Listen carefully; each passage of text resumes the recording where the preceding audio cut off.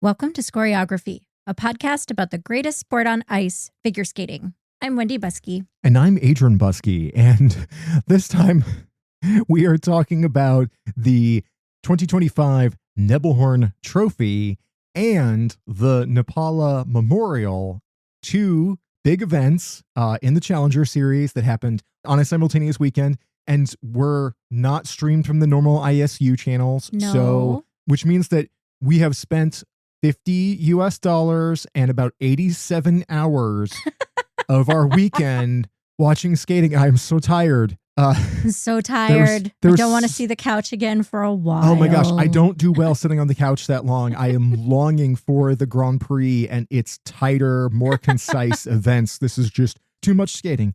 I love my skating, but it was so much. And as a caveat to all of this, we'll say that like after a certain point, we just could not watch everything. No. There was so much going on, one of We these. tried. Yes, we did. We really did.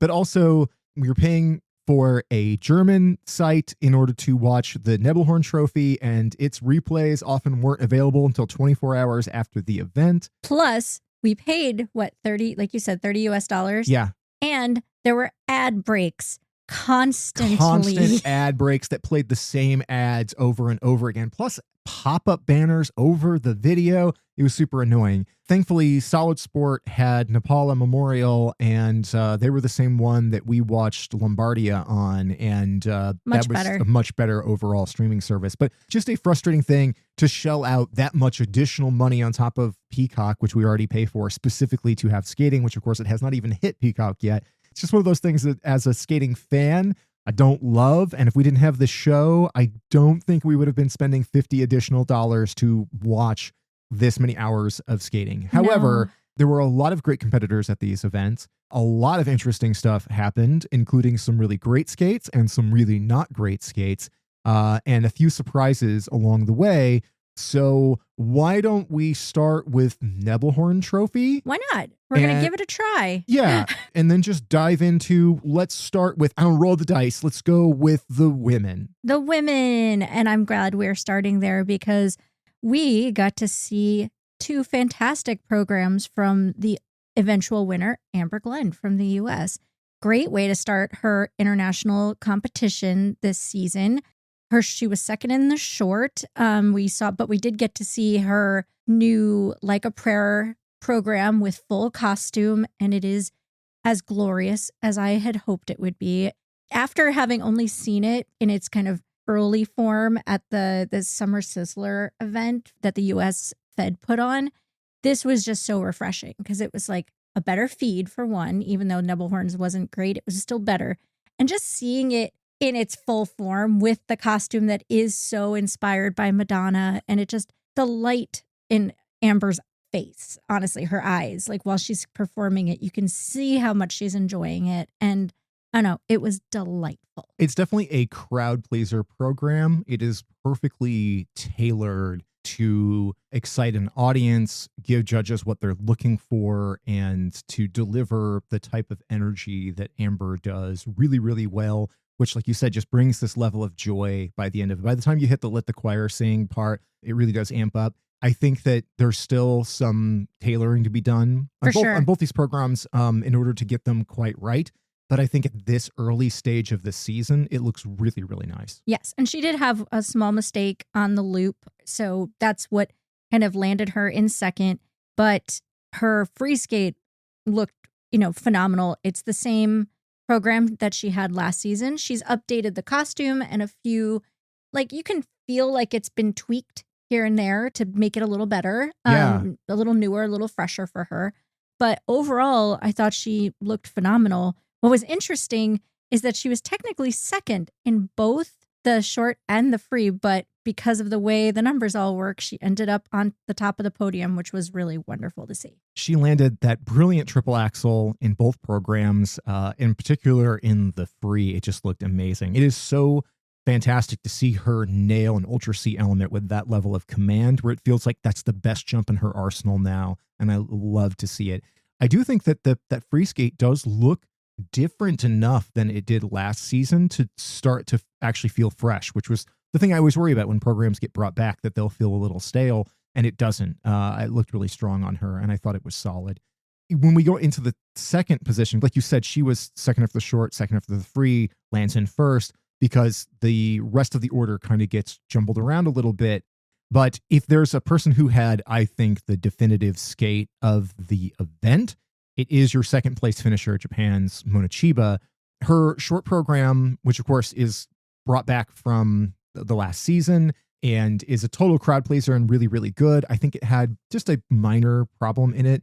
And here's the thing that I mean to say too, because we're covering so much with 2 events and so many skaters, this is just not going to be a granular protocol peeping, remember every detail kind of thing. It's not possible. I'm so fuzzy on the details of so many things now that because we just jammed so much skating into our heads. We're going to do our best. We're going to keep the number parts really, really focused on the totals at the end of it because there's just too much to cover. But anyway, she was 4th after the short and, it wasn't a perfect program, but it was still delightful. But her free skate, oh my gosh, Mona Chiba just delivered with that. Yeah, it was so, so good. And you could tell at the end of it that she knew that it was really strong. She was very happy with her score. It just felt like she was already so far ahead with how polished it looked.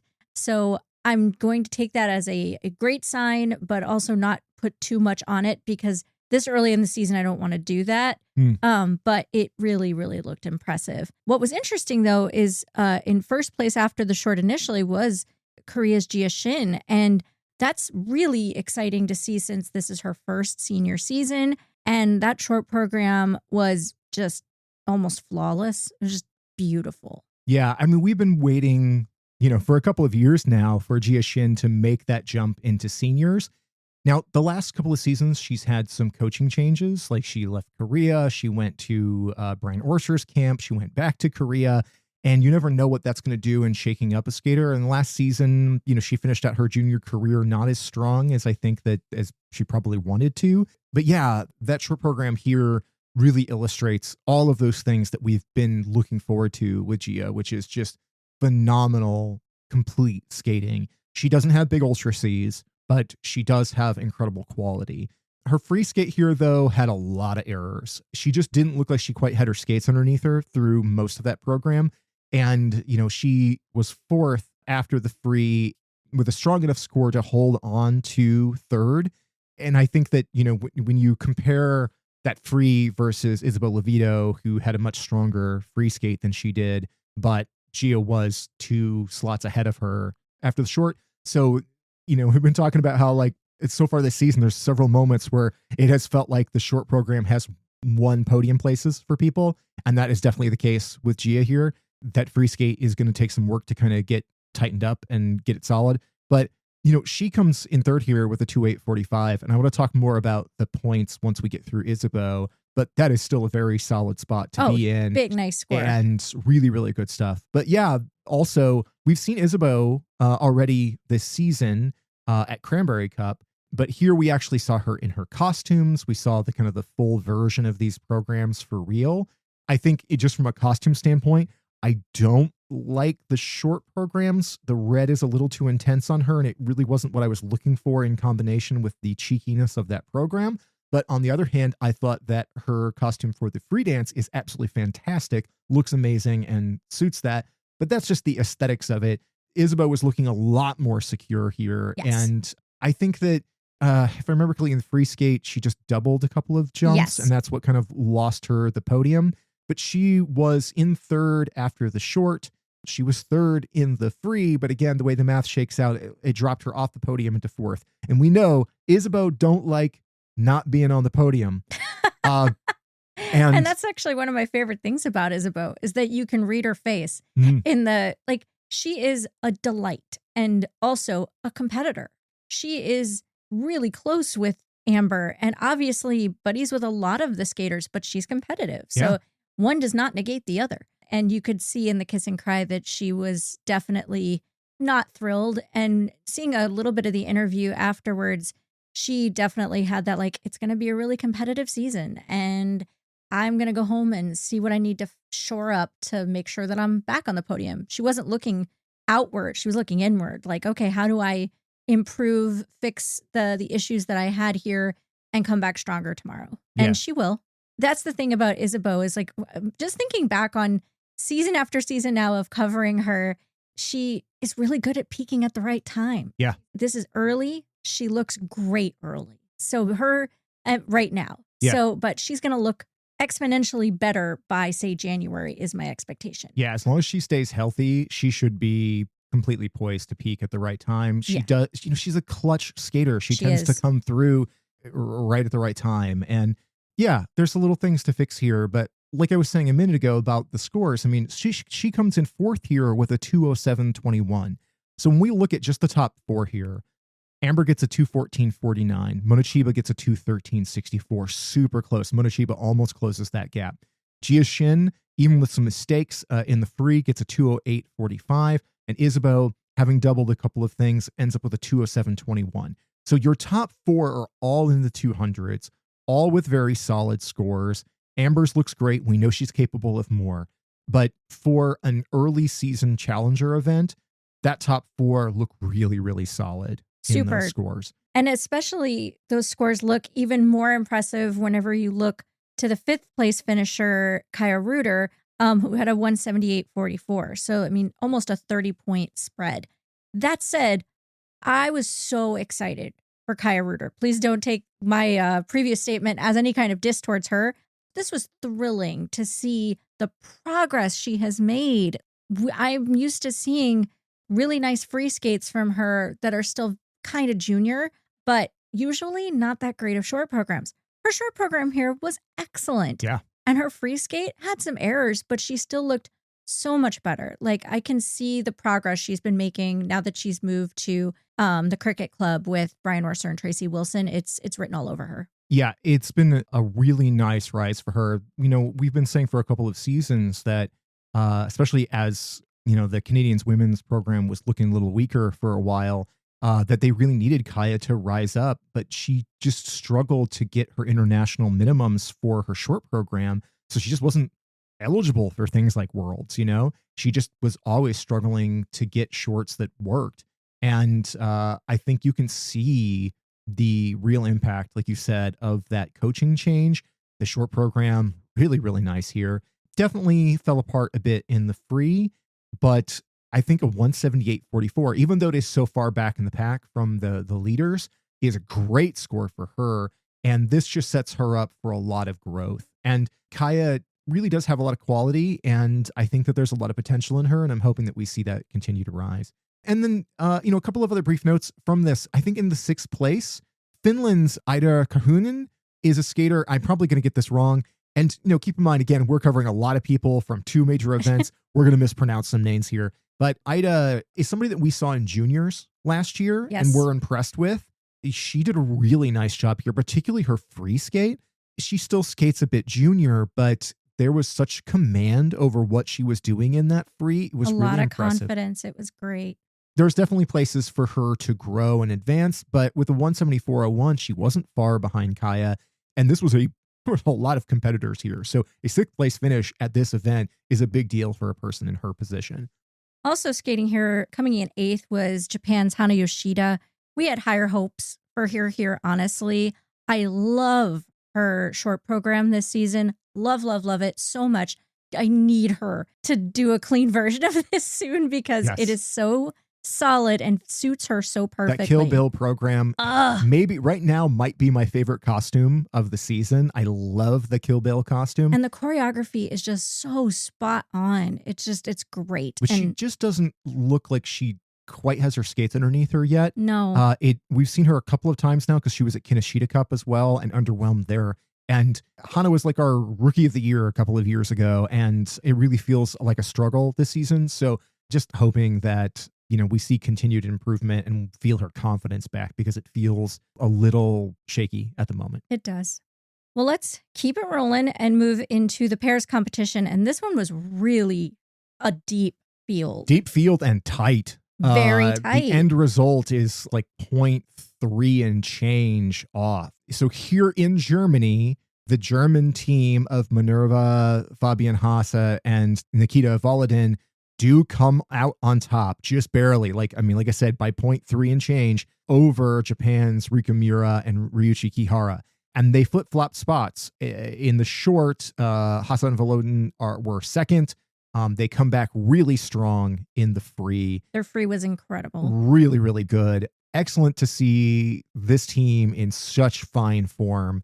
You know, they are the team that I feel like is right now, like, feels like the best poised to go all the way for the top of the Olympic podium, because they've just been building over the last couple of seasons, being kind of the runner-up several times, or in third, like at Worlds, and like several times feeling like they almost got it, and then just something would just kind of break down, like just at the last moment, and keep them off of it. Exactly. Like last year, it was like the last lift, I think. The lift or the last spin or something. Something. Just something small. And then like the year before, I think Nikita was sick or something.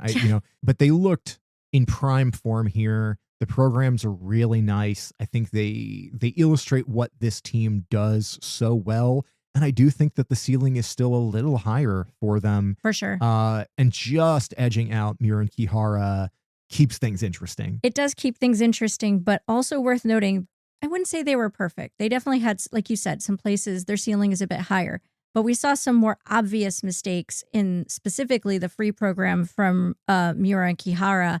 And they're just a teeny 0.3 back from Minerva and Nikita. So I think Miura and Kihara's ceiling is just technically a little bit higher than Hase and Volodin's right now. Definitely. But, it's all dependent on the day. Sure. Yeah. I mean, Riku and Ryu's short program to Paint It Black is phenomenal. It's even better this season, and I don't know how that's possible. Yeah. It's so good. We've seen it twice now, and it's amazing. It just looks so good on them. The passion, the power, the energy of that program, the darkness of it. It just works for a team that is so bright. I know. It's so funny because they are just this like light, upbeat, very likable team, and then they do darkness very well. I love it. It's so good. But yeah, like you said, in the free, they had a doubled jump in one of their side-by-sides, and Riku went down on a throw. Yes. So you're looking at like a number of points left on the table. So if they had been cleaner there, even one of those elements, they would have won. They would have won. So, you look at an almost totally clean Hase Volodin, and then you compare it to a Miura and Kihara that left points on the table. Does still look like the Japanese team is better poised on the right day to take it. But, it has to be the right day. It has to be the right day. And I do feel like particularly your component scores, Hase and Volodin, once those programs get more lived in, I see those scores going up. So I love the fact that we have two teams that really feel like they've kind of separated themselves a little bit from everyone else. Like, there's people that are right there on their coattails, like, Deanna Stellato-Dudek and Maxime Deschamps, or the Georgian team, Conti and Machi, all of whom were not here, just to point that out. Yeah. But just in general this season. But there's a good 5 teams that could all put pressure on each other for sure. Right. But these two are like that extra level of like, ooh, this is going to be good. Yeah. So like I said, 221.38 for Hase and Volodin, 221.03 for Miura and Kihara, so tight. When you go into the third position with Alyssa Efimova and Misha Mitrofana from the US, they're quite a ways back. They got a 193.79. So you're looking at a quite a large point deficit into that third position. But this is still another terrific showing from Efimova and Mitrofanov. This team kind of becoming the marquee American team has been a real surprise over the last couple of years. The Olympics are still a very, very questionable possibility because Alyssa does not have citizenship, and the chances of her getting it seem pretty remote, but they have really come out ahead. Now, we haven't seen Ellie Cam and Danny O'Shea yet this season. No, due to his injury at Worlds. But of the other American teams, they have definitely differentiated themselves. I think that what we saw here were two very solid programs. The short program looked really, really nice. The free, I think, had some more errors. Yeah, it still looks like something that's in development. And I mean, you can see the hard work they've put into it. You can see the vision for it. It just needs some tweaks. It's almost there, and it looks really good. But they also don't have quite as much technical, and they have the little bit more inconsistency in some of those, like especially the singles elements. Yeah, that's always a little bit of trouble. But the growth of that team, the improvement that they've shown, especially the improvement that we've seen in Misha over the last couple of seasons is so impressive. So every time I watch them, I'm so into it. And if it's anything like last season, you saw them in the last few competitions suddenly blossom into something really special. And I kind of wonder if it's going to be that same thing where they'll find the heart of these programs a little bit deeper into the season. I just think they'll probably do it faster because they are a much more solidified team together now. I think it's really interesting, though, that in fourth we saw Rebecca Ghiardi and Filippo Ambrosini only behind Misha and Elisa by less than a point. Again, super tight competition. And I thought they looked much better than I've seen them so far this season. And honestly, better than I've seen them maybe this year. Like they just generally looked solid and their programs were just delivered with more punch. They're not the strongest individual skaters, but their pairs elements are just phenomenal. So yeah, I was just happy to see them put on such a good show. Yeah, this was really solid stuff. I've always really liked this team, but they do fall apart in the singles elements. They tend to have a lot of falls and a lot of pops. Here, it was a lot cleaner than we've seen for a while and just more cohesive, and it was really nice. In fifth, we saw Katie McBeath and Danielle Parkman, who I thought looked phenomenal here. Like they just keep getting better. And this U.S. team, again, faces a similar problem of Danielle not having U.S. citizenship. So questionable as to whether or not that'll happen in time for the Olympics. But we still have 2 spots. Cam and O'Shea are likely to take one of those for the Olympics. If citizenship becomes a non-issue for them, they are looking like that team that really could, if Misha and Elisa can't go, that probably should. Katie McBeath's brightness on the ice and the solidity of Danielle and those lifts and everything, all of it looks so good. They don't have quite the identity artistically on the ice, but they just keep getting better and they feel more confident now than I've ever seen them before. And it's been really nice to see. Now, I think when we talk about confidence, we're not seeing that yet in the Canadian team of Leah Pereira and Trent Michaud. Their short program was a mess here. It was rough. They were in 11th after that, but they came up really strong in the free into 5th place. And they were, again, so many of these numbers are so close. I mean, they're like 0.3, less than 0.3 back from McBeath and Parkman. So they had a very big come up in the free. And this is a team that should have been vying for like those 3rd and 4th place spots. Yes. Like 6 feels too far back for them, but that short program just did not look good yet. And it just didn't look done yet. No, it did not. To wrap up pairs, though, I don't want to not mention the return of 2 teams. Annika Haka and Robert Kunkel haven't really been gone that long, but he had a really scary injury not that long ago and had to have surgery on his hands. Like 6 weeks ago or something. Yeah. It's crazy. Like where he took her blade across his hands. Oh my God. And was severely injured. And the fact that he is healed up and actively picking her up and throwing her and competing and also letting her do that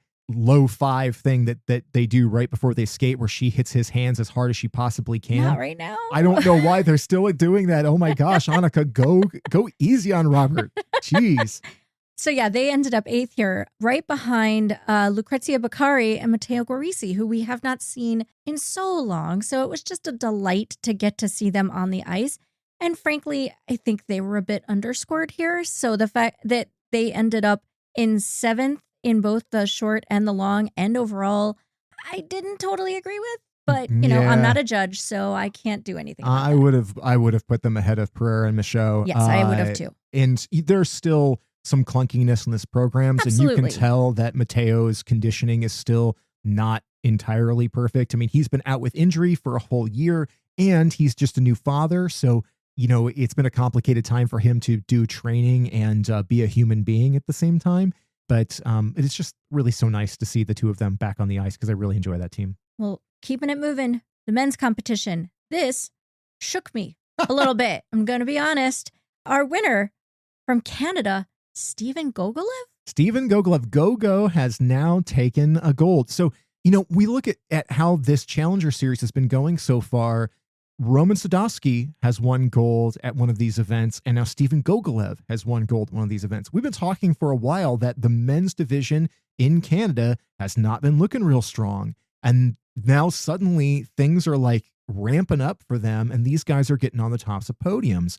Gogolev is a guy who doesn't possess a tremendous amount of artistry, but he's a pretty dependable jumper. and you can see the work that he's put in. Yeah. The programs feel more developed. There's a little bit more flow. I'm not going to call him a complete skater in the sense that he has all. I always feel like if you could take Gogo and merge him like Voltron with Roman Sadovsky, you would have a really great skater, because Roman Sadovsky is like all the artistry and Steven Gogolev is all the solid jump technique. And if you could kind of put them together, they would be formidable, right? But Gogolev does a really nice job here. It's a total of 255.06. So this isn't as competitive with the upper echelon of guys, but it's certainly close. It's not bad at all. But very, very solid, and a lot of notable competitors here. So it's not like a competition like you see sometimes those small challengers where you have like 2 or 3 names and then everybody else are lower tier skaters that are not anywhere near their echelon. There's a lot of other good skaters here, including the US's Andrew Torgashev in second. Yes, Andrew Torgashev had a really nice showing here, especially in his short program where he was second in the short. His free skate went a bit awry in a few places. And hard fall. Oh my gosh. Really almost like I couldn't tell if it was his hip or his chest. I think he hit his hip hard, but it was a bad fall. Yeah. Like you could see the bad wince. Yeah. Like the, oh no. The kind of thing that's hard to shake off, and it's impressive whenever you get back up and complete a program afterwards. Yeah. So him hanging on to the silver here was impressive. I do really like Torgashev's approach and his style. I didn't love the short program as much as I wanted to. I like the free more than I like the short. I like the second half of the free a lot. The second half of the free is really strong, but the short felt kind of safe for him. And maybe I'm just spoiled on how good his, like his short program for the last 2 seasons has been so strong. This one just felt like it was a Scorpion song. It was fine. I didn't mind the music. It was just, I don't know. I'm hoping it grows and kind of gains a little bit more identity because it fell a little flat to me. Yeah. In third, though, I think the one that surprised me the most was Lucas Britschke, our reigning European champion, 4th in the short, 5th in the free, but still ended up 3rd because numbers. Yeah, numbers are weird like that. Yeah, on paper, Lucas should have won this. Yeah, he should have been the obvious winner for this event. But ice is slippery. Yeah. And there were definitely a lot of problems in those programs. And I think it's a testament to the quality of Lucas's presentation that he could have as many errors as he did and still have 4th and 5th and end up on the podium here. I think that the free skate is pretty cool. It feels like a teensy bit appropriative. I mean, that's the Lucas Britschke story. Is a guy who just like dances on that line, right? Who comes in good faith, but does programs that feel like they're like touching on cultural stuff that maybe like aren't quite his to do. And right now he looks like he's still like in sort of a practice costume. So which is kind of better, honestly. Yeah, I don't know what it's gonna look like after the fact, but it's like it's an Arabian kind of Middle Eastern thing happening, and I like the music a lot. It is cool, and I like the program a lot. I do too. But it's gonna be a matter of like how he presents afterwards, as far as how that feels. But the short program was my favorite, though. I liked that a lot. Like the music felt like it suited him. It was a little whimsical, a little sassy, which I think suits Britschke's style really well. He comes in here with like 236.06, so like it's definitely not the score that Britschke would normally expect for himself, but there's growth potential here. Obviously, the ceiling is much, much higher. Lucas is capable of a lot better than this, and this is just early season working out the kinks. Yes. 4th, Kazuki Tomono, and I think this is the story that I tell every single time. I love Kazuki Tomono. He is one of my absolute favorite skaters. And I always feel like he is just like walking that line of like, I could be in the greatness zone, but I'm always kind of lingering in the middle zone because of inconsistent jumps. Yeah. And it's a bummer. He was in 3rd after the short program, and that short program is growing on me. It looked really fun here. It looked really good. I liked it a lot. Here. He was losing me in the free, though. I wasn't connecting with that program very much, and it was full of errors and wasn't working out very well. Yeah, I'm happy that he even stayed 4th, honestly. Considering the rise in the free skate from the 5th place position of Roman Sadovsky, again, another Canadian man here. Roman has so much beautiful artistry. His short program to a Chris Stapleton song, Cold, it looked really good the first time that we saw it. It wasn't quite as strong here. I think that, again, it still needs to be just tweaked a little bit. And I think that the personality he infuses it with doesn't necessarily match the song very much, especially by the end of it. I feel like the character arc in it isn't quite there, but I really like that free skate. It's so, so good. And he was second in the free skate, and he should have been. Like, Yes. I feel like if he had made just a couple, again, it's the jumps. Overall, though, this version that we have been seeing of Roman this season, I think is vastly improved. I feel I can see he's put in the work, and I agree with you. This free skate is one of my favorites overall this season of anyone I've seen. Yeah. So I think it's perfect on him. It's a great music edit. It's a great performance from him. And there's only 6 points separating him in 5th from Torgashev in 2nd. He could have landed one more jump properly and been on the podium. Exactly. So it was a very, very tight line between them. Yes. I do want to give a special shout out, though, to Liam Kapakis. He was 6th in the short, but 3rd in the free, and not that far behind either with a 2:27.45. This is kind of the best I've seen Liam skate in a really long time. So just seeing that was refreshing. And I've always liked him as a skater.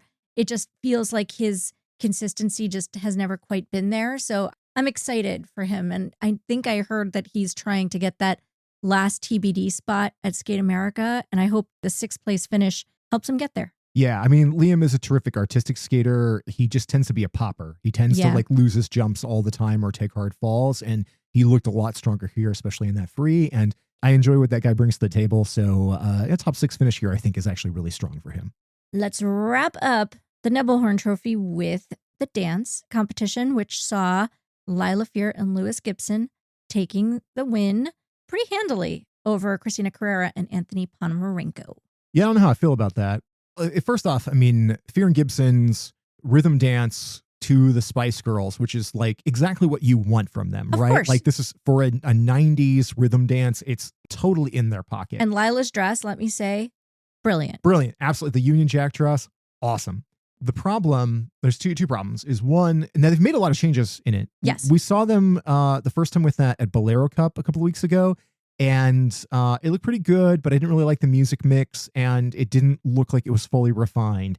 And here they've made a lot of changes to it. The music edit is different. There's a lot of shifts in it. I think that they must have gotten a ton of feedback on it, and they made a lot of course corrections, which I'm happy to see.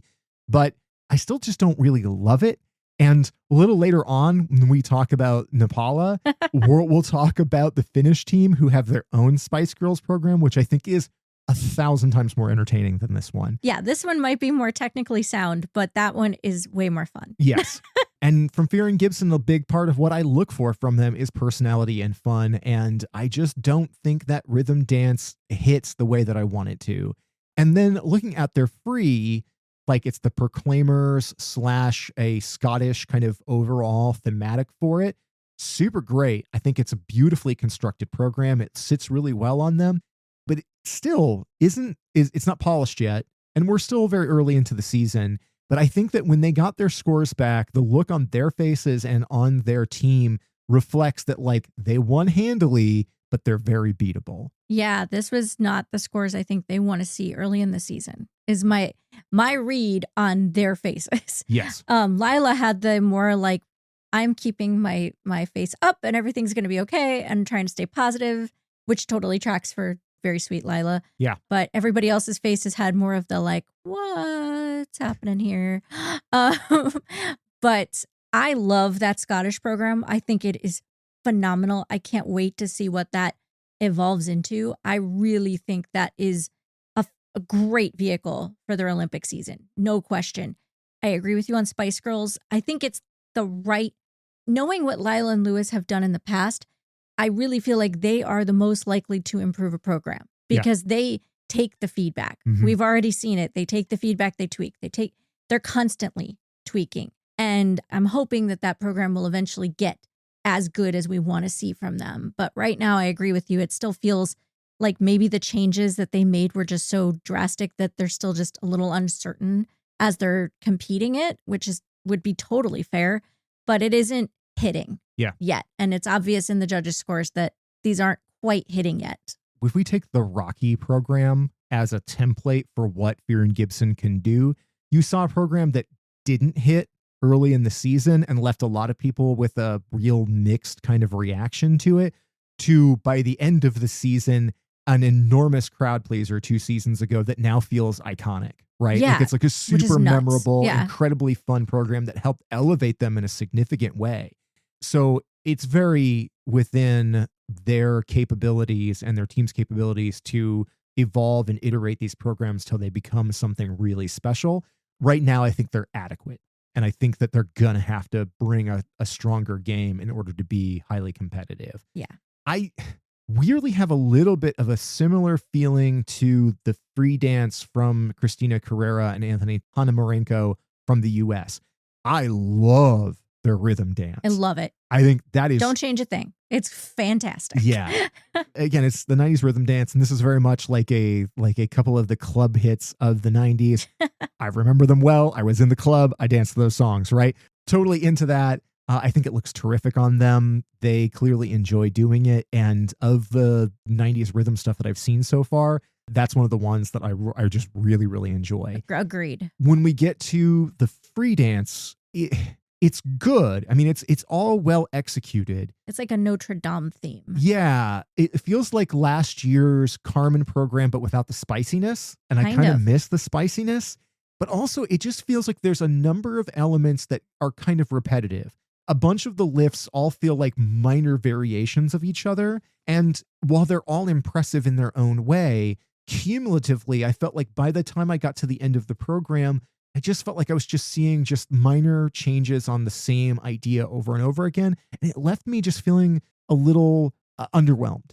Yeah, I had the same feeling, except that instead of feeling like it mirrored itself, as it went through, it was more like I kept feeling elements from Carmen last year. Like some of the lifts just felt too close. And one of them I think is exactly the same, which having a signature lift for a dance team makes perfect sense. And many, many, many teams do that. But when it's like multiple of the same kind of lifts in your free dance 2 years in a row, it's noticeable enough. And I'm hoping that changes as they go on. Again, this is their first international of the season, so we'll see how it evolves.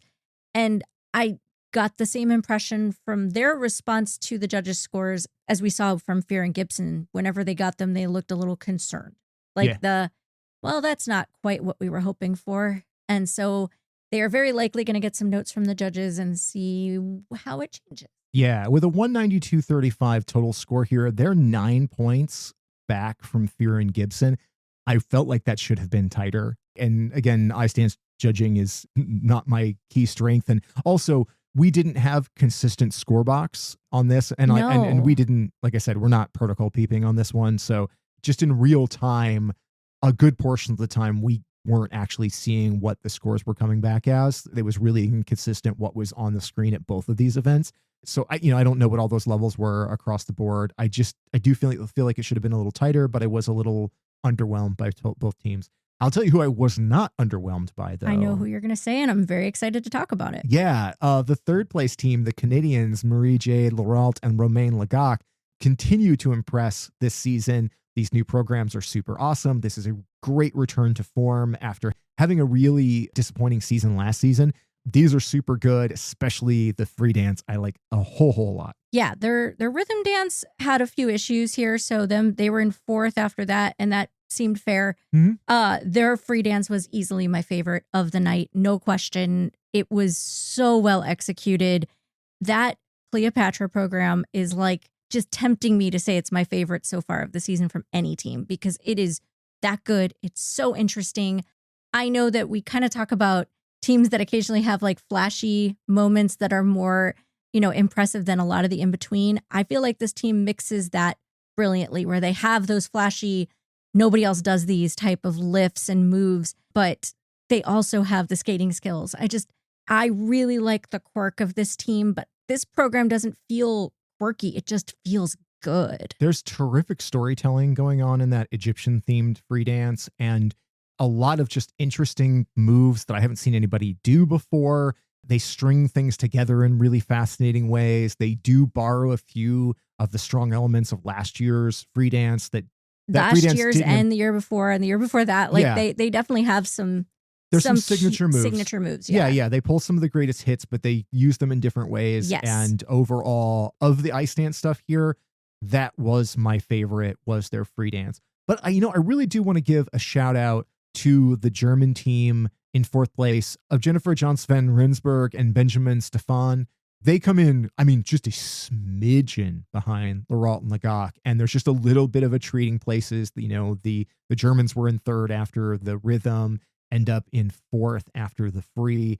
I wasn't very excited by the rhythm dance. It's good, but it felt very on par with the kinds of stuff that we see this German team do in previous seasons. Like, it doesn't feel like much of an evolution. I did really like their free dance, though. I thought that was something very mature, dramatic. It was this like Spanish flavored kind of program. It works really well on them. There's a little bit more darkness, a little bit more drama, a little bit more character work. And as a team that I always think of as kind of one of the mid-tier teams, I really liked what I saw from them here, and skating that well at home was awesome. But the highlight has to be seeing them in the kiss and cry with Benjamin holding his new child. We had a baby in the kiss and cry. Baby in the kiss and cry. I actually out loud just went, baby. Yeah. It was such a pleasant surprise. Them skating at home. He's a new dad. And but his child was old enough to make an appearance in the kiss and cry and even do a little lift with dad. It was so cute. Super adorable. A little bit of a shame to drop into the fourth place by just such a small margin. I do think that it was correct that the Canadians edged them out in that way. But again, I really did like that free dance. I thought that was cool. I did too. Well, I think that actually wraps us up for Nebelhorn amazingly. So yeah, there was 1,000 other people there, but like we just can't cover all of it. We cannot talk about everyone. I'm sorry, but we're going to move on. Yeah, we're like 45 minutes into this episode and we still have a whole other competition to talk about. God. So let's move over to the Nepela Memorial, which was, I think, a distinct difference in looking at these two events, where when you look at Nebelhorn, much, much smaller event space, but a really nice turnout from the audience. And then you go to Nepela and you have this big, beautiful, bright venue, though it's obviously set up for hockey and has not been, sort of reformatted for this event in a significant way. And generally speaking, a lot fewer people. But these were long, long days. The streams are 10 and 12 hours long, which is obnoxious, and long stretches between some of the events too. So I think that just as fans, it had to be hard to be there to see everything.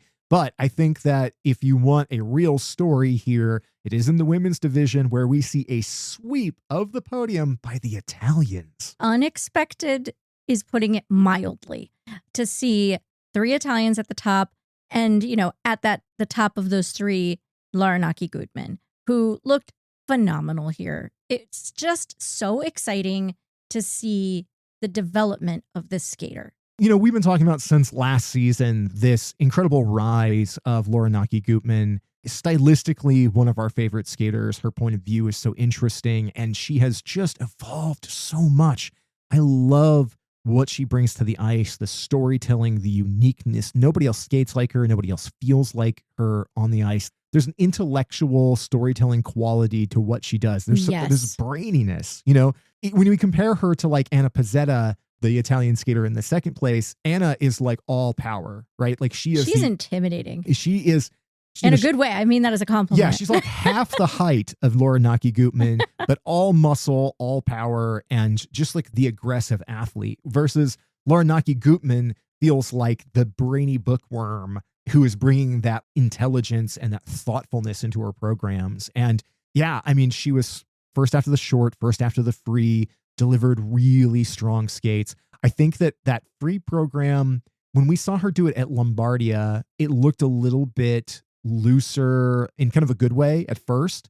You could tell that her going into this in the first place spot after the short program is probably kind of a new experience for her. Yes. And she was being a little safer, a little bit more careful going into that free, because she knew that she didn't have a lot of leeway, because, you didn't want to let that gold slip away.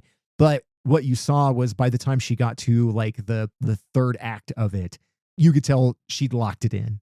And suddenly that feeling, there's a point where it shifts from this Jaws musical mix into, I believe it's Inception. And it really works. There's something about those two things together that really come together nicely. I think I said it was Interstellar on a previous episode, but I do think it's Inception. Oh, Hans Zimmer. Yeah, I mean, there are things there's similarities between those soundtracks, right? I But shouldn't dismiss that. I mean, Hans Zimmer is Hans he Zimmer. is Hans Zimmer.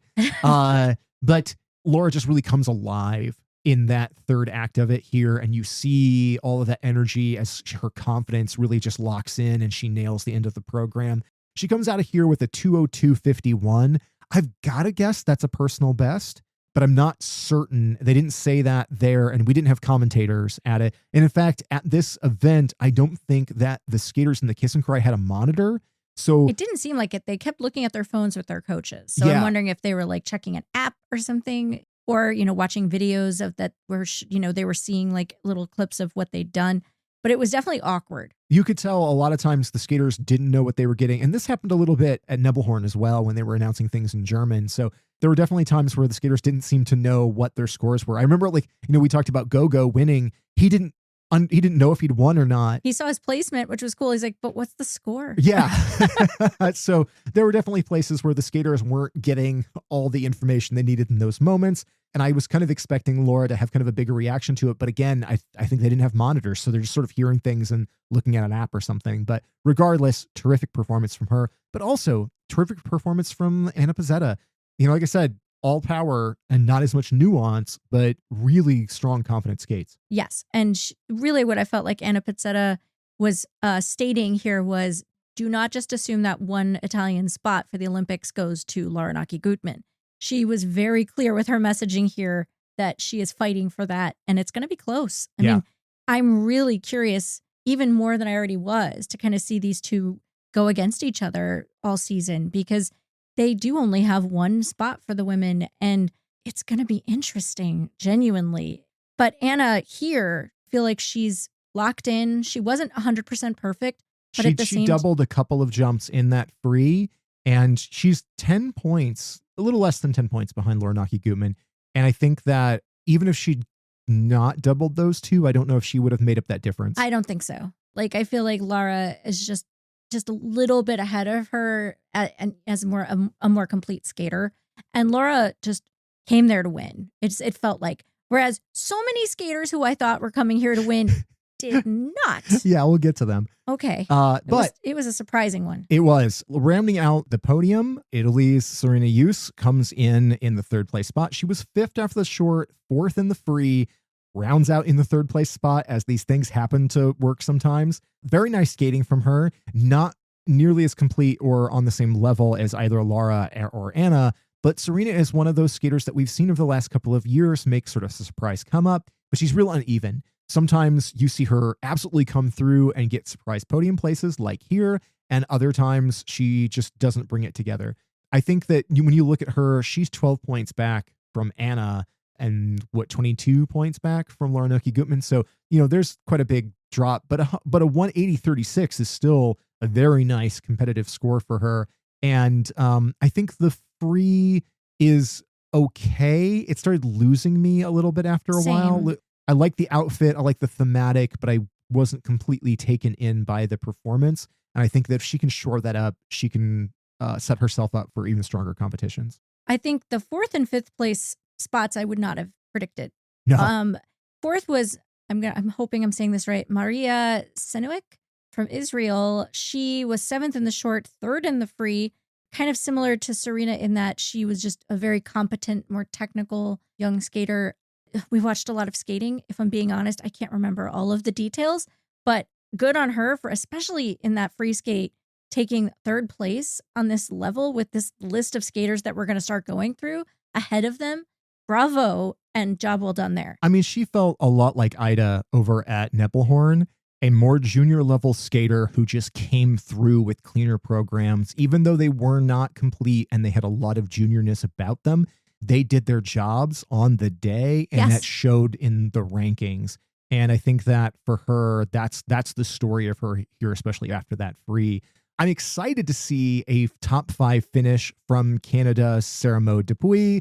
Longtime listeners will know I'm a big fan of Sarah Maud. I really like her skating. I love that she has a triple axel now, she is not the skater. Which she landed. She landed not cleanly. Not there was a big completely clean, turnout, but yeah. I'm pretty sure and again, we weren't seeing all of the protocols on screen. But So I think it counts. I think she was fully rotated. yeah, watching it in the replay, it looked fully rotated. It just looks like a step out and not a clean landing. But I think that's a for really real triple axel. And she was third after the short. She was great in the short. She was absolutely fantastic. That short program looks amazing on her. I was really, really into it. This is the most conditioned I think we've ever seen Sarah Mode look. Especially at this time of the season. Yes. Like she's hungry. And like we've been talking about with Canada has a limited number of spots on the single sides in that they only have one each discipline. They have one spot. It's been kind of essentially expected that that's likely going to be Maddie Skeesis. But you have, as we mentioned on the last competition, like we have Kaya Reuter, who is a former Canadian national champion, who's also fighting for that spot. You now see Sarah Maud Dubuis bringing out a triple axel in the Olympic season. That's a message. That is absolutely her saying, I am not going down without a fight. I want to fight for that spot. And taking fifth here in this competition ahead of the people who were below her, who I keep talking about, but not saying their names, is really impressive. Yeah. And also, she's sixth in the free. But let's note that even though she turns out of that triple axel, she does land it and I think fully rotates it based on what I could see. Like, you may fact check us in the comments if the protocols say something different. Please do. But I think that she doubles a couple of elements. So you can look and see that program has a higher ceiling than what she was able to turn out there. But she is less than 0.2 behind the fourth place position and less than 2 points back from the third place spot. So she's barely edged off that podium. All she had to do was just get one of those other triples in and she would have been on the podium here. So it's very, very close. It's more that she defeated herself a little bit by not having a perfectly clean program. Yes. But this is still a terrific turnout. A 178.77 for Sarah Mode is a great score. And again, just shows that intent in that run up for the Olympics. I love it. So now I'm actually going to name off some skaters who were also here who did not perform as well as we had hoped. In sixth, Lauren Schild from France. I think she did a fine job. It wasn't that shocking for her to be in sixth. She handled it better than some. Yeah. Star Andrews was in seventh. Gorgeous short program. Mm-hmm. Absolutely stunning. Not so great in the free, Yep. but Star Andrews, gorgeous. Always happy to see her. Eighth, Nina Petrokina. And that one hurt. Yeah. And you could see it hurt her. Mm-hmm. I was honestly kind of worried about her after the free skate because she definitely had the I don't know what just happened face. She really had a disaster of a short program. And I think she was like in 14th, if I remember correctly, or something like that. She was pretty low down. And she comes up. I mean, she jumps up into the 8th place finish here. So she's still within the top 10, which it didn't look assured for that after the short program. But when her scores came back, it really looked like it hit her hard. I mean, Nina is your reigning European champion. She is like the Estonian it girl now. Top 10 in the world. Yes, top 10 in the world. Terrific skater, great storytelling capabilities. I didn't know she was bringing back that Dune program for this season. I don't necessarily love that choice. I like that program, and I understand it really performed well for her, especially at the end of last season. I would have preferred to have seen her do something new and fresh and maybe just put that in the pocket just in case. And it only looked okay here. Yeah. She did come back up, but yeah, she really did not get the score she was looking for. No, I mean, if there is a bonus, I think her new short program is phenomenal on her. It just has to come together with the jumps. But the choreography, the music, it all suits her really well. So I'm hoping this was a fluke and just a bad couple of days because that was definitely a bummer.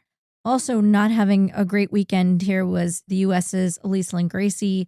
She just looked almost lost on the ice. Like there was something about a little glassy eyed, like a little like unsure of herself. And I mean, Elise last season came out so strong in the early season and then faltered as the Grand Prix got going and kind of continued to falter as the season went on. Had a little bit of a redemption as the season kind of wrapped up. But this, I'm sure, was not the way she really wanted to start off her season. There was a really rare kind of error in her free skate where she just lost a whole spin. And it's rare to see a skater miss an element and then seem to not know what to do with themselves. Every once in a while in like pairs, we'll see a lift go down and the team just kind of has to skate it off until they can get back to their mark. And that's almost what it felt like here, except for you could see she just didn't know what she was supposed to do immediately I afterwards. felt really bad. Yeah, for her. it was a rough competition. Elise Lynn Gracie is such a talented skater, so elegant, and it just looks askew. And so I'm hoping they can figure out what was going on here because it was not right. Similar story, but different emotions kind of around Completely different reaction. Yeah. to Korea's Cheon Kim, world medalist Cheon Kim, 4 continents champion Cheon Kim, who landed in 12th here.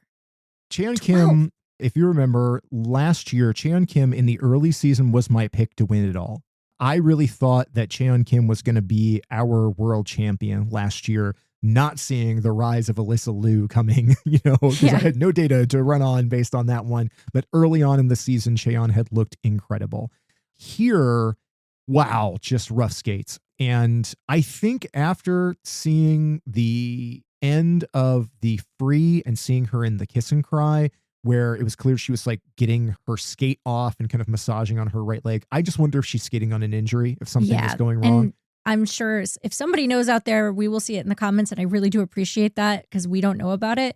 But yeah, that was my exact reaction because whenever you'd see her in the kiss and cry, she was joking around and just seemed to expect it.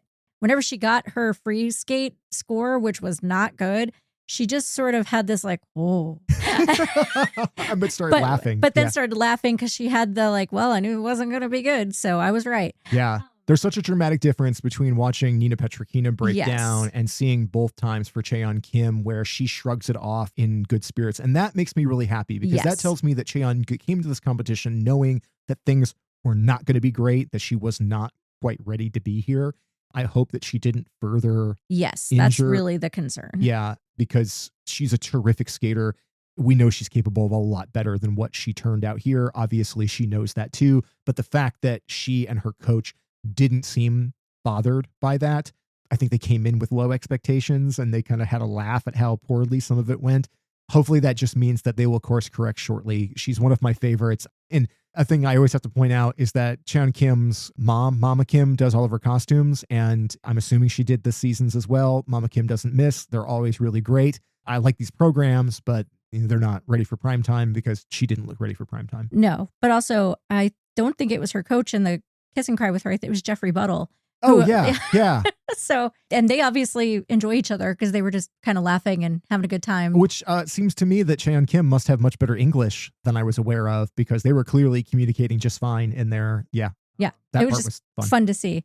Also, the return of Ava Marie Ziegler from the U.S., which we haven't seen her in what seems like a couple of years. 1 year. She was okay. Yeah. The last time that we had seen her in competition, she had competed at 4 continents. She had, so 2 years ago, 2024. Yeah, after winning a surprise gold on the Grand Prix, she elected not to compete in U.S. Nationals in order to preserve herself so that she could skate at 4 continents in an important international competition, which I believe she came in like 4th or 5th at. Yeah. Which was a really probably better than she would have done at U.S. Nationals. But she was skating on an injury and she knew she didn't have a lot more in the gas before she was going to have surgery. So she made a pretty controversial choice to skip the U.S. Nationals in favor of that. I think that was a good choice for her there, but she has been gone doing recovery for a year. Yeah. And the last I'd heard, she had pulled out of all of her original placements for this season. And then suddenly she was part of this event. So, with a 16th place finish, it doesn't look like she was fully baked out of the oven yet. But you know what? She got to start somewhere. Yeah. So that's not last. No. And it is great to see her back. And again, there's a lot of high powered competitors here. It's it's just a very unusual podium and setup for it. The one other one, a couple of things. One note, and I'm kicking myself because I didn't make the notes here. There was an Israeli skater who I do not believe is the one who was in the top 5, but she skated to a song from the Only Murders in the Building soundtrack, performed by Meryl Streep and Ashley Park. I love that song so much. Like, it is very near and dear in my heart for a couple of different reasons. And I'd never seen anybody skate to it before. And the moment it started, I was just absolutely over the moon and thrilled. So even though that skater didn't perform super fantastic, they earn a little bit of appreciation from me for just choosing a song that I adore that much. And a note of just complete oddness is France's Clémence Mayandou. who is like well back in like 18th here. But I know Clemence here because she can be a really fun skater. Yeah. But her short program has, my count may be wrong, but I think 17 F-bombs in it. Now, dear listener, in real life, I swear a lot. Often. I enjoy my swear words. Sometimes you make them into songs. I do. I sing songs and I insert swear words into them and I have a good time with it. I find them enjoyable. I'm not offended by music with swears in them. No. But I do think they're questionable choices in competitive figure skating. And having a song... You're not pearl clutching. You're just like, that's a choice. That's a choice. I don't know what the song is offhand. I know that it uses the term dead ass twice in her program. I think it's a Beyonce song, if I'm not mistaken, but I can't. We watch so many programs, I cannot remember. Yeah. And unless in the mix, I'm not hearing a censoring or something or whatever. One way or another. They were in Europe. There was fine. Yeah. I mean, we've heard questionable songs before, and we've occasionally heard an unusual swear make its way through. But oh my goodness, is that song not ready for prime time? And I honestly was really surprised that she was skating to something that had that much high level swearing in it. Now, deadass is a funny ass word and always amuses me. So I'm okay with that. But it's the kind of thing that, and especially in a season where even just getting music okayed is tough. I got to wonder at what point somebody will pull her aside and be like, you can't skate to this, not in that mix without doing some censoring, some edits to it. So that was a choice, Clemence. And I dig you. I think you're cool. Yeah. It's kind of rad, but like there's a part of me in my heart of hearts that kind of is like, I kind of want to high five you for just doing it. Yeah. But there's also, no way she doesn't know, right? Of course not. Yeah.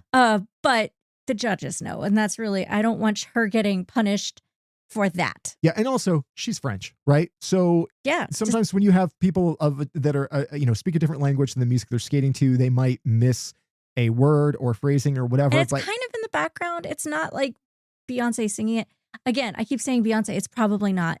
I've watched 10,000 programs. I've lived 100 lives. We have full blown brain rot by now, right? Like we are barely functional human beings. It is 9:36 on Sunday night. At this point, normally Wendy is asleep on the couch. Yeah, I am not a night owl. Yeah. All right, I'm going to keep moving because if we're going to finish this today, we gotta keep going. Let's lock it in. Okay, the men won by Kevin Amos of France. And he was not 100% perfect, but a gosh darn delight. And I love Kevin Amos, and I'm just happy to see him continuing to land beautiful triple axels and that quad toe. And I love his Gaga program. I'm going to stop talking. I'm just rambling. Hey, that Gaga program is dope. His short program, we got to see the costume for the first time. It's got this whole like pauldron and armor rad on one side. Like it looks very Gaga. It works really well on him. The whole program is a ton of fun. Really into it. His bolero was a mess in the free. But he knew it and he worked it. Yeah. Unlike previous times where we've seen the bolero come apart and him collapse with it, he laughed at every mistake that he made, course corrected, and kept going. So yeah, there's some pop jumps and some messy places in it, but overall it's still entertaining. I will say I was a little less thrilled to see it again. There was just something, and maybe it's just because like by the time it got to him, I was just so tired and ready to move on. That this was the last thing we watched, to be specific. So it the Ice might be Dance affected. was the last thing we watched, wasn't it? Never mind. No. Was it the men? I think it was the men. Maybe it was the men. I don't know. I don't know anymore. But yeah, I mean, regardless, it's just like it got to Bolero and I was like, oh God, Bolero. And I was ready to move on from it, but he was so fun in it. He takes the top spot with a 261.90. He's well ahead of the second place finish. Even he had my favorite kiss and cry other than the one with the baby. Yeah. His kiss and cry when he wins, it feels like a real surprise. He actually likes the score that he gets. He's really appreciative. It's the vibes adorable. are great. Yes. Yeah. Super, super fun. Speaking of that, our second place finisher, Matteo Rizzo. I love Matteo Rizzo, but gonna be honest, we straight muted the long program music. We skipped half. We skipped half of it. I couldn't do it. His free skate is to like opera, and it's opera with like a specific singer that seems like he keeps showing up in a lot of programs lately. And man, I cannot stand that guy's voice. It's like this very gravelly Italian voice. Like, oh man, I don't know. Like, it's just not your thing. Yeah, to our Italian listeners, I'm sorry, but I think he's doing it with. It sounds like I'm not even. I don't know. I'm not even going to attempt to try. Some opera stuff is cool. That particular, it just got into it, and we were happy to see him come up because the last time we saw Rizzo, I think, was at Lombardia, and he was not strong Not there. as good. And so him coming in second here, he was fourth after the short, second after the free. All good, but honestly, I just can't tell you any more about the free skate because, like I said, halfway through, we were just like, we can't do this. I just couldn't listen to the opera anymore. No, I probably should have just muted it and watched on mute, but we were so tired that I was just like, my battery was blinking. My saving throw versus irritating music had failed, and I was done with it. So we but moved on. I love you, Matteo. Matteo is great. Yes. Third, Daniel Grassel. He was second in the short, third in the free, dressed as a priest. Did the music to Conclave. Yes. Really good music and actually a pretty good program. Yeah. That's all I have to say. I think he was fine. I think that those programs are a lot better than what we saw last year. I agree with because I hated that Billy Elliot program. That Billy Elliot program I just really didn't like. I appreciate what he was trying to do there with it last year, but I didn't like the program. I think these are stronger. I think that there's a little bit of a minor costume change as he's like made the Pope or something at the end of the Conclave program. But it's a little Nika Agazzi-esque where he just pops the shirt open and there's a little thing underneath. But instead of the bare chest, it's like a gold chain or something. I'm sure there's imagery there. I'm not Catholic. I don't know. But all I know is that it's a little melodramatic, but I actually do kind of like the program. And I thought the Conclave music was really good. It looks better than what we've seen earlier, but he's got a 241.81. Daniel is capable of much higher than that. There were a lot of problems in that free. His ceiling is a lot higher. Yes. Fourth place, one of the Celev bros, Mihail Salevko. He was in sixth in the short, which I actually liked that program better, even though his costume was strange. It's a little Spirit Halloween. A little bit. He's wearing what looks like a day glow black and neon skeleton outfit underneath a torn shirt. I think the program's called Nightmares or something like, or other Nightmares. He's a dark boy. Yes. We've seen from Mihail that he likes to skate to kind of darker horror themed kinds of programs. Which I dig in theory because it's kind of fun to have someone doing horror programs. Yeah, exactly. But sometimes the costumes are like pretty wild and sometimes almost a little gross. But that's right. He triggers my tryptophobia sometimes. Yeah. He had that eyeball costume that was a little rough to look at last season. But yeah, the short program here, I like what he's doing in theory, but it wasn't as strong. The free skate, he looks like an X-Man. Yeah. He's got a full-on X with flames on it. As like an Dark old Phoenix, maybe? It feels like Dark Phoenix. Yeah. We didn't look up the music. I didn't see what it was. We apologize, y'all. If you're still here, you're a real one. Yeah, and they're like, at this point, Dark Phoenix, what are they talking about? Like, okay, like we're nerdy and I've been an X-Men fan since I was a kid. Not really much in the modern era, but I know the movies well and stuff. And so he came out and I was like, he looks like an X-Man. I'm not sure. Is a Dark Phoenix thing? One way or another, it was good. I liked the program. There was definitely points left on the table. He could have been a lot higher. He could have beaten Grassel here with a little bit more command of the program. There is definitely some room for improvement, but Mihail does have some opportunity to move up with those programs. I give the moment of the night to Adam Hagara, though, from his free skate, because he was home country advantage and obviously a lot of pressure because that crowd was there for him, genuinely, and it was really sweet. And yeah, he was ninth in the short, fifth in the free. It wasn't perfect, but it was sure close in that free skate. And he did a wonderful job. And it obviously meant a lot to him to get all of that support. And it was heartwarming. It was very sweet. Yeah. Adam is usually a pretty measured guy. We've been seeing him since juniors and he's a lot of fun to watch. And seeing that emotion come out in him, his excitement when he finished it, his frustrating and having one fall in it, an almost clean skate. You could tell he was like, I almost did it on home ice, but great reception and it was terrific. And in the sixth spot, the US's Jacob Sanchez was here. He was third after the short program. Had a really solid short. Really, really good there. He was ninth in the free, evens out in sixth. So the maths there. And he's only 0.02 of a point behind Adam Hagara. So close. It's so tight in that position. The only thing that I really have to say about Jacob here is that he seems to have ditched the Dune program that he was doing in the early part of the season. And thank goodness. He was doing a program that just looked like a sort of facsimile pastiche of Adam Shaham-Fa's program from last season.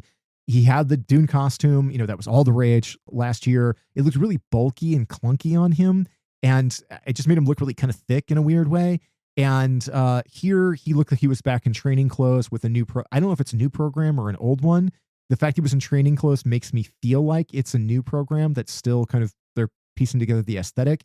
It didn't perform super well for him, but that would make sense if it was new. But I am so happy to see him move away from that Dune program. I agree. That is my takeaway, is that I'm glad that he has already been like, okay, so this isn't working. Let's try something else. Let's finish this up with the Nepela Memorials dance competition, which I absolutely loved, even though it was the most chaotic scoring I may have seen in a competition in a really, really long time. That said, huzzah, because we have a victory for the one and only Olivia Smart and her partner Tim Dieck from Spain. You called her like the one and only, and then also Tim. Tim, you are also a one and only, and I think you are incredible. And I mean that sincerely, because they were equally fantastic here. Yeah, okay, I'm going to soapbox for just a moment. Go that, for that it. segues into something that I think about a lot. If there's something that I see in skating discourse a ton when it comes to ice dance, is a dismissive quality towards the men in the partnerships. So often there is this talk of like the woman and that guy she skates with, right? Like it'll be like, we'll name Madison Chalk and partner, or Olivia Smart and partner. And often it just reflects that there are some of these women who are just charisma powerhouses, and guys who don't shine as much in that same way, but are like the pillars that are like holding them up and enabling the stuff. But there's just often this just kind of dismissive quality in the discourse for it. Sometimes it's kind of funny, I get it, but I see people hammer it over and over again. And not to like defend my gender. I was gonna try to find a joke. Oh, there. I know. I'm like men's rights or some Oh whatever. No. But it's in defense of those individual skaters that are all extraordinary talents, and that, are bringing a tremendous amount of effort and ability to the ice.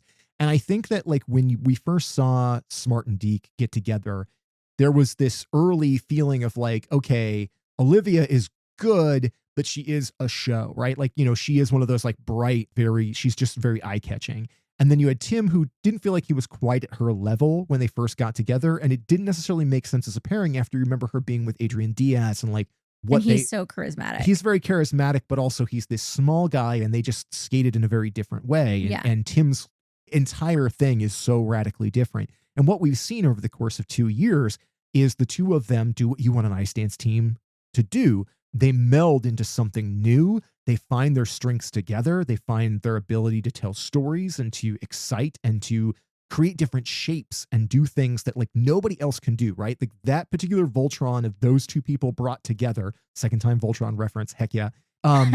Those two like people brought together, like it has to do something that you've just kind of never seen from anybody else. And I think that last season, obviously the now iconic, now what we would call Dune Part 1 program from them, that was a third place finish at Worlds, one of the most iconic moments from Worlds last year, like the things that just brought the house down, was so amazing, where we really saw the promise of what this team could do. All of that to say, yes, Olivia is a shining star, but watch what Tim is doing in the programs here. He is phenomenal. His come up, his improvement, what he's doing is astonishing. This team is incredible. They were second after the rhythm. And I agree with it. Yeah. And that makes perfect sense for what we saw here. But that rhythm dance in their outfit, inspired by Dua Lipa, but inspired by a Dua Lipa sort of 90s pop rock kind of vibe, is a lot of fun and really, really cool. Yes, it is. It's not my favorite of the rhythm dances here, but I think it suits them really well. And I also feel like this is our first viewing of this. I think it's going to evolve. I do love that they picked a Robbie Williams song, because while not a lot of US folks might not know how famous Robbie Williams actually is, he is a gigantic pop star in other parts of the world. And I haven't seen anyone else do Robbie Williams this season. They use the song. I mean, there's a couple of different songs, but the Robbie Williams one is Let Me Entertain You, which here in the States, we would have heard on the record The Ego Is Landed, which was sort of a compilation record of a couple of different UK releases. I had that record in the 90s and I was a big fan of it. And I was like the only person I'd ever met who knew it. Right? Like, I mean, we heard Angels instead, like that did play Yes, on, that was a big song. US radio and was successful. But like, I had that whole album and I really liked it. And I was the only person I knew who listened to it. So the fact that in skating, sometimes I hear some of the songs off that album, and particularly that song, which is my favorite song off that record, to see a team I love skating to it is just, it's really validating to 90s Adrian. And I appreciate that, Smart Dieck. You're here for me and you have my heart. I love you. Okay, I'm going to keep going. The Dune 2, the sequel, part 2 of Dune. I think it's phenomenal. Extraordinary. It's so, like, I was both excited about it, but also like had that little bit of hesitation of like, is this just going to feel like a redo? And then they actually were using last season's costumes.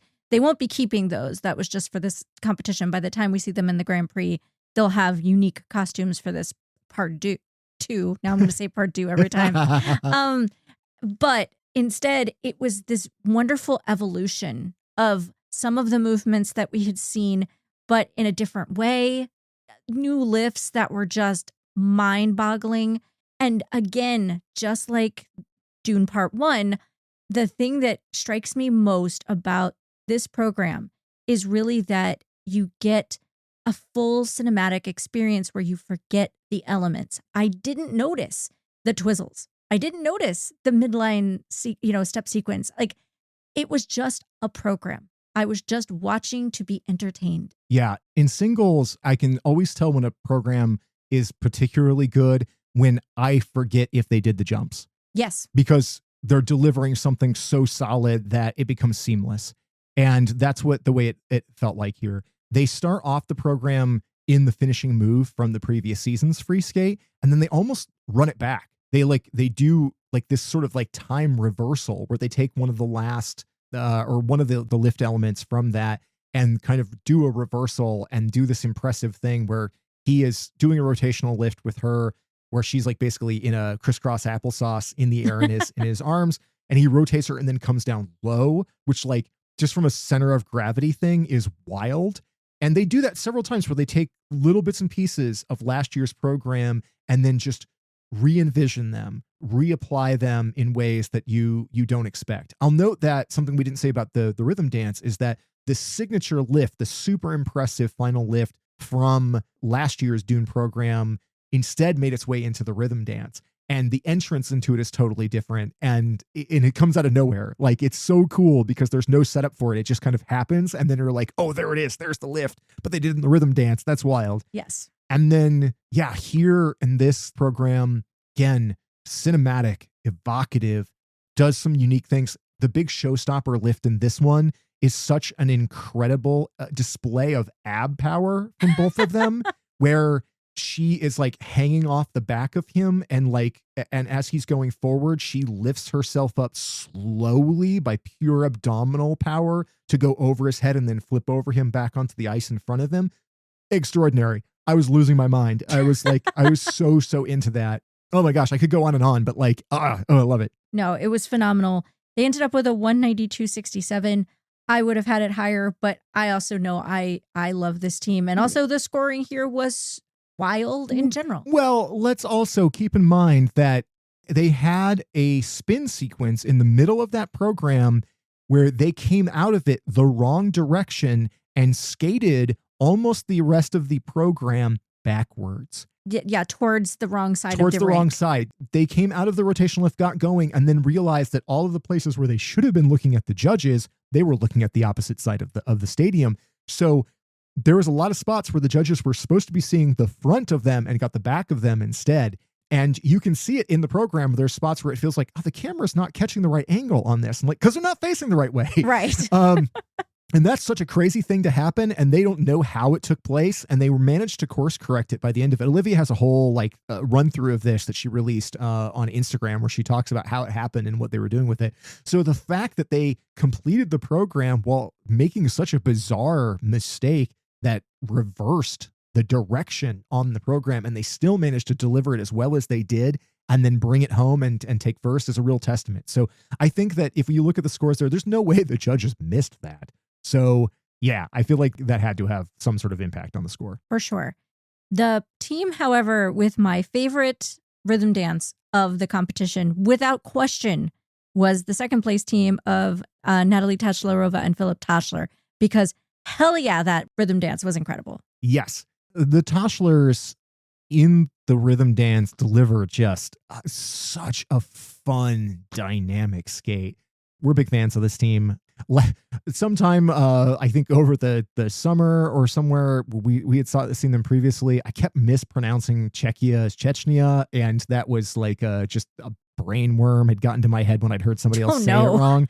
But yes, they are from the Czech Republic. They're a terrific team. We absolutely adore them. Last season, they really seemed to kind of get squashed back into the middle of the pack after they'd made some really nice strides, but they also had some, I don't know, less impressive programs last year. They felt a little reheated, like the sort of microwave version of the previous seasons.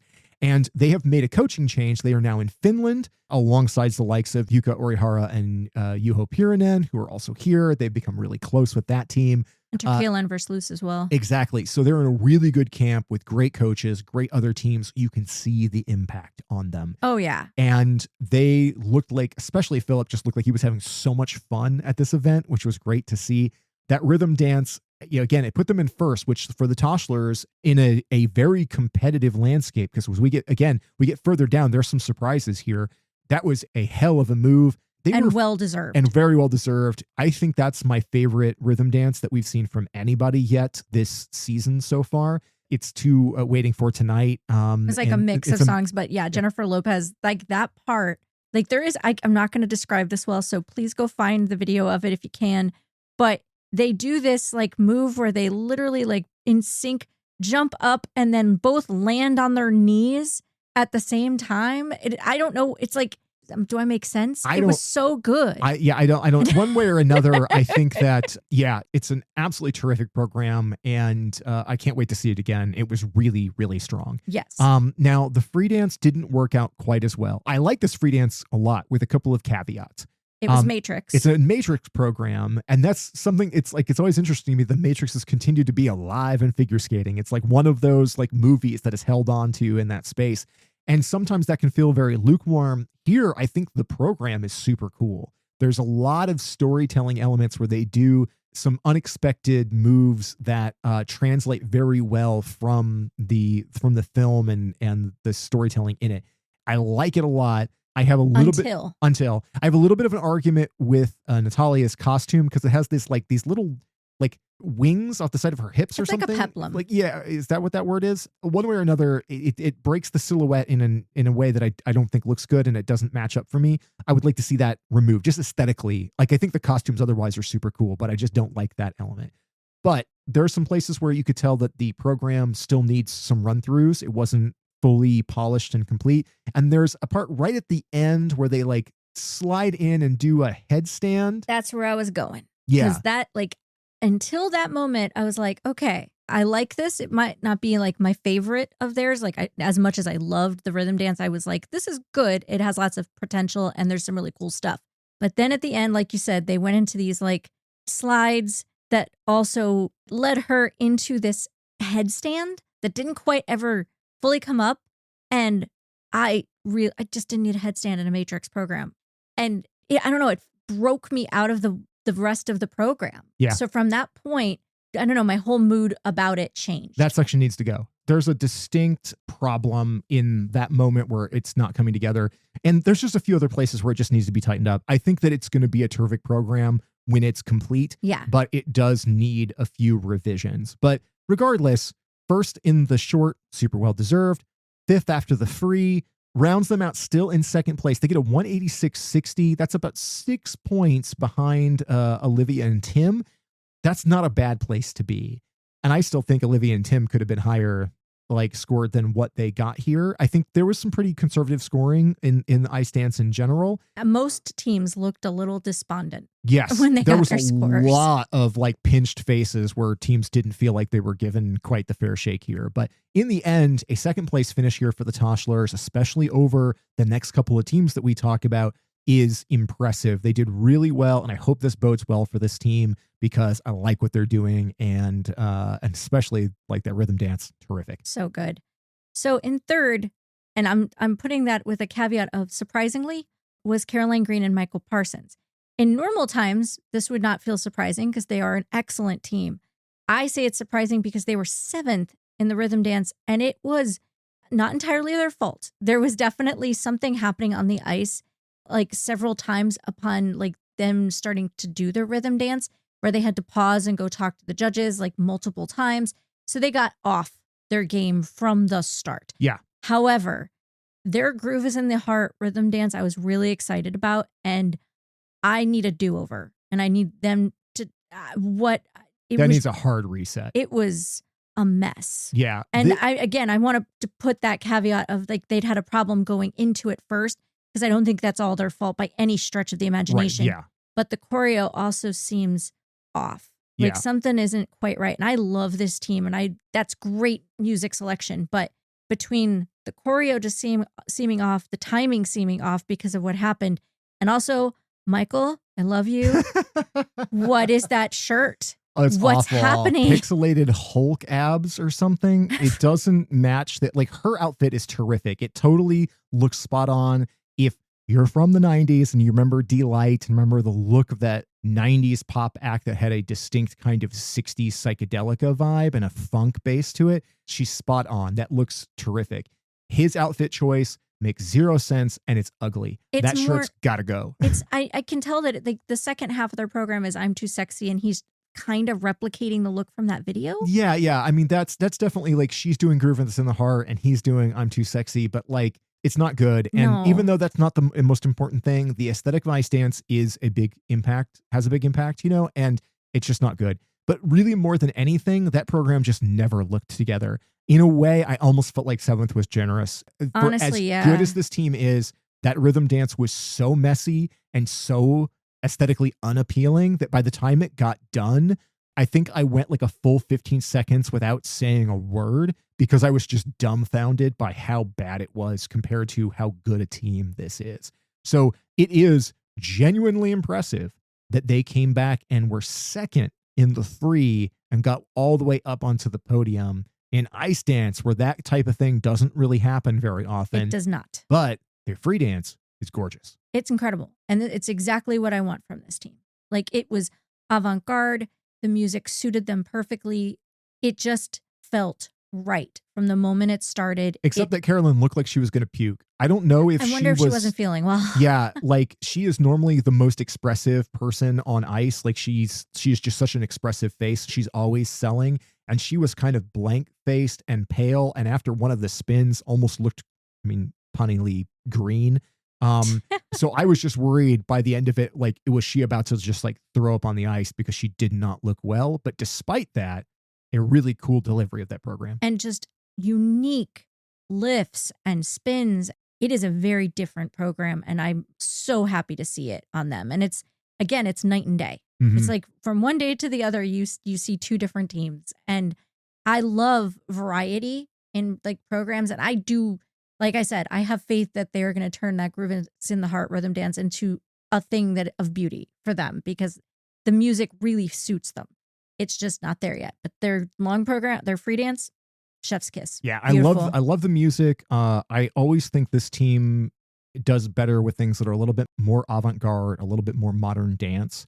We've talked a lot over the last season about how important material is. And this is one of those teams that I think is made or broken by their material. 100%. And I think the last couple of seasons they've been broken by it. So they really need to shore up that rhythm dance in order to stay competitive, because I think the free dance can really take them places, but man, it's got to get better in that rhythm. Yes. In a surprising 4th place, Ginia Loprieva and Jeffrey Brosseau from France. They were 4th in the short, 3rd in the free.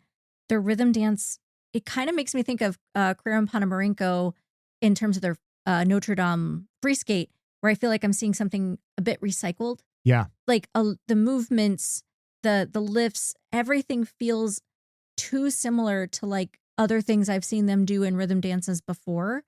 It left me kind of feeling like, okay, this is technically a 90s themed blue program. You're wearing red costumes. Or pink or something. Pink. I guess it is red, yeah. But it doesn't match. It doesn't make sense. I don't get it. No, but it's more that just the choreography feels stale. Yeah, I mean, last year's program to Rasputin was so fun. Was so fun, super terrific, full of personality that like kind of only they could deliver.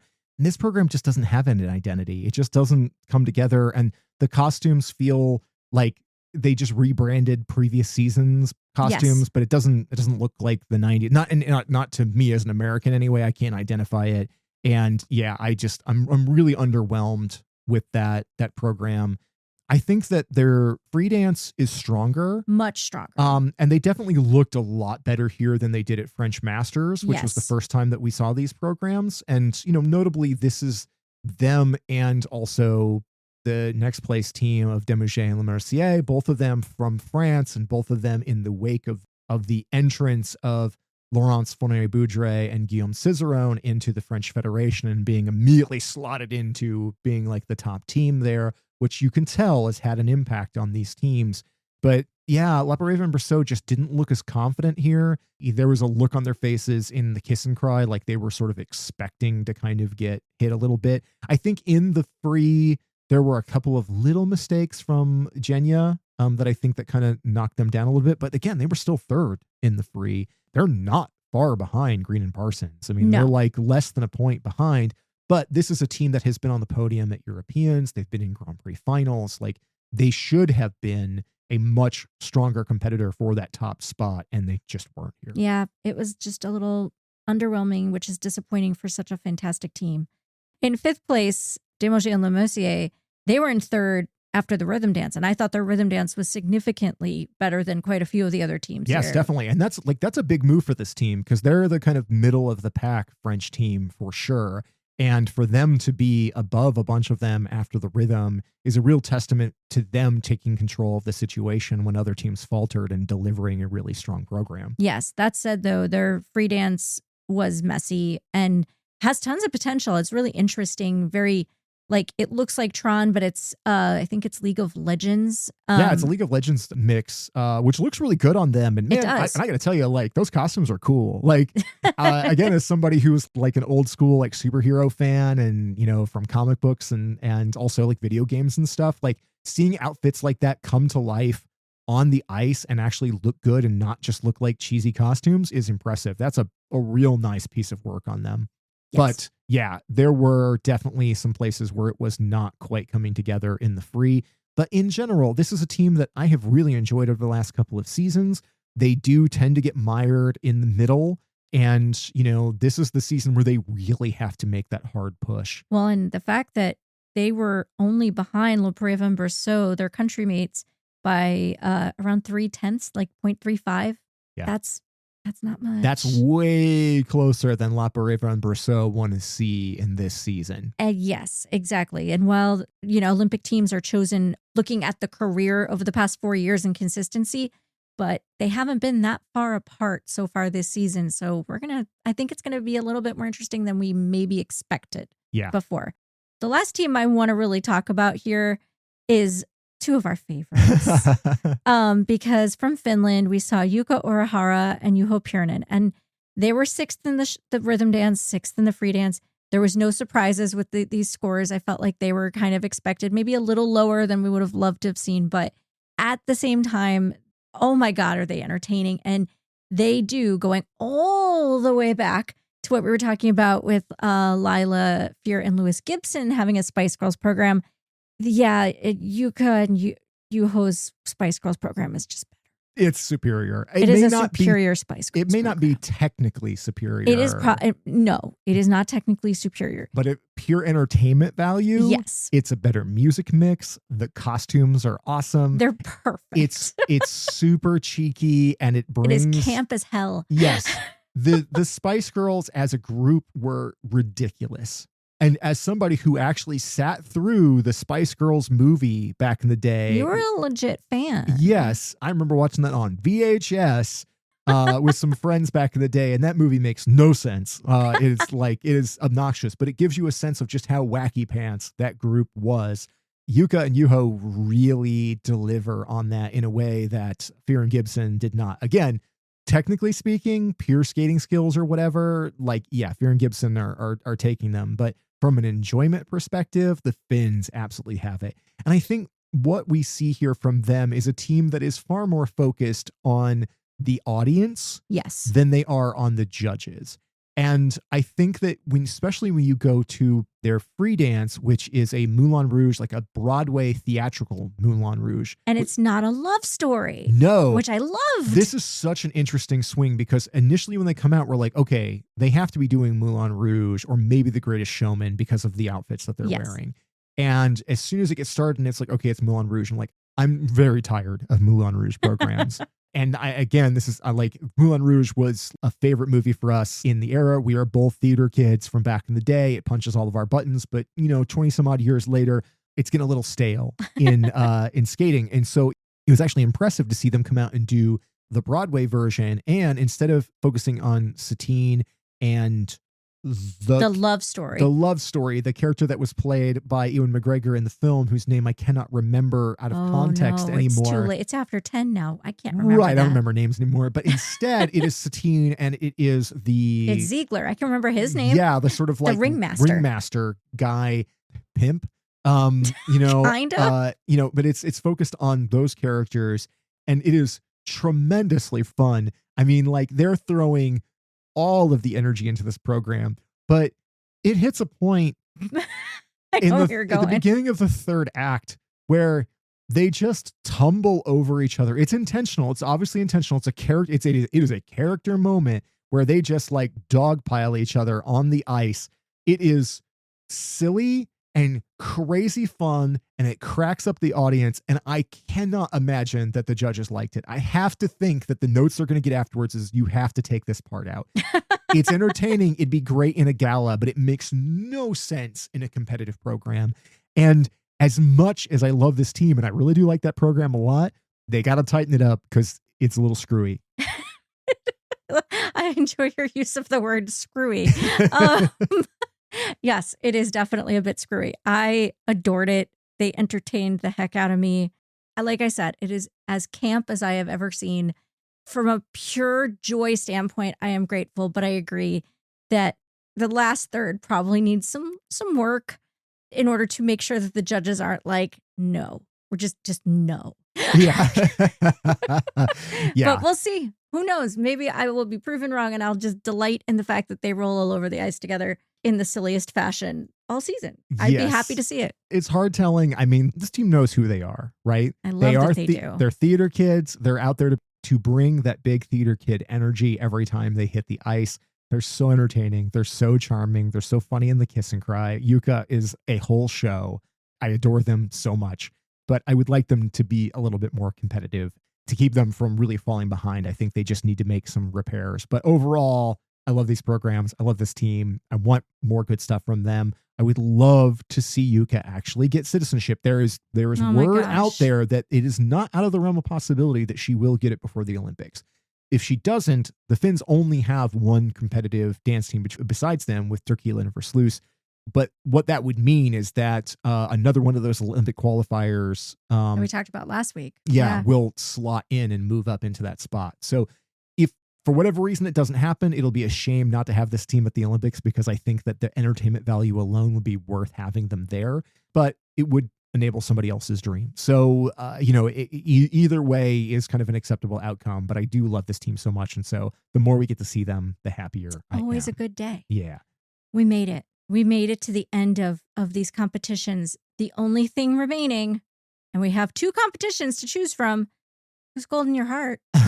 Do you have a brain enough to think of one? I am, I'm going to keep it easy on myself because I'm just going to pull from the last things that we talked about. Sure. And I'm going to name gold in my heart for both of these competitions, Natalia Taslarova and Filip Toshler from the Czech Republic, largely on the strength of their rhythm dance, because it was one of my favorite things that we saw in all of these competitions. I absolutely loved it. I thought it was terrific. I do really like that Matrix program. I just want them to fix the bottom third of it and tighten things up with it.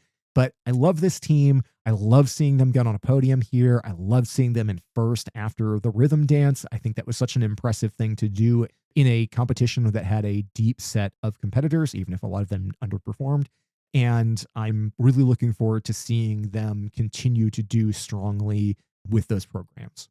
I am going to say Marie-Jade Laurent and Roman Legac because their free dance, it's just so hits for me and my taste level. So if they're not your favorite, I totally get it. I know they're kind of quirky, but they do something for me. And I really, really like seeing the progression from last season's dip into this season, after changing. I mean, they're still with I Am, but they're at the Ontario campus with Scott Moyer now. And I think that's been a great change for them. Like, it's obviously infused their sensibilities and their programs have new life. And I'm just excited to see what this team does this season. Yeah, I think that's a great choice. I love that program as well. They were awesome. And I could have very easily gone with Mona Chiba. I thought about her too. Yeah, because her free skate back all the way back in Nebelhorn and that first competition that we talked about was delightful and really looked like an Olympic program. It did. And really sets her up to be the contender we always knew she would be, because, I mean, she is our reigning world bronze medalist and could very easily upset the balance and hit the top of a big podium. And I really think that beyond the Olympics, there is a non-zero chance that we could see her like on top of the world podium this year. So Moni is a real talent and she's really great. And yeah, again, I could have easily given that to her as well, but there was just so much. There's so much. And if you've made it there with us, congratulations and thank you. Yeah. I hope you got more sleep and time off the couch than we did. Oh my God. There's a literal dent on the couch where I was sitting this whole time. I got to flip all the cushions and stuff afterwards because it was just so, man, I don't like sitting that long. It's Our dog so is hard. Genuinely mad at us. Yeah, he is so sick of skating. He is so done. As soon as it comes on, he gets this dejected look. Like he's like, well, I'm going to get some cuddles, but nothing else for the next 86 hours or whatever. So anyway, we got those behind us. Hopefully that's the only one of those weekends for us this season. My God, I hope so. What's next? Dennis 10 Championship. There's lots of folks going to Kazakhstan, including, I think, Jason Brown we're going to see there for the first time this season. Nice. So that's going to be cool. Yeah. I can't think of anyone else, but I know he's going to be there. I would imagine Mikhail Shidorov will be there, I would think. I would home hope. in Kazakhstan. I'm hoping. I want to see Misha. But I can't say for sure because I don't have the brain power to Google it at this exact moment. Yeah. I would hope that's where we would see the debut from him at the Dennis 10. But it's always nice to see events in Kazakhstan. It always looks like it's just a beautiful country every time we see the behind the scenes stuff out beyond the arenas. So yeah. Okay. Well, we'll look forward to that. I don't have anything more to say. I am so tired. Yes, it's time to be done. So yeah, let us know in the comments what you thought of these competitions. Did you sit through much of this? Did you pay the $30 for one and the $20 for another to see it? Or did you watch it all on clips on YouTube where it took a lot more work to kind of piecemeal things together, but maybe it helped your pocketbook out? Yeah, what were your feelings? Who was gold in your heart? And for choreography, I'm Adrian Buskey. And I think I'm Wendy Buskey. At this point, I don't know, but we'll talk to you next time. Bye.